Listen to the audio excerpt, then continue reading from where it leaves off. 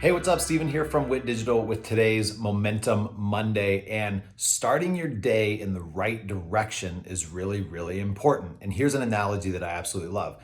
If an airplane takes off from New York headed to California and it's off by just 1 degree or so, it can land like 500 or 600 miles in the wrong location. And that's a really great analogy when we think about how we start our day and the mindset we start our day with. If we start our day thinking about, oh my gosh, like I'm going to be really busy, what's going to go wrong, I'm not going to get everything done, we end up way off from where we actually want to end our day. But if we take the time to start our day right, then we're going to end up way more on target, because we can also adjust a little bit there during the day. So take some time to get your mindset right. Look for those opportunities, be open to the opportunities that today is going to bring, and you're going to end each day in a much, much better place. Have an awesome day.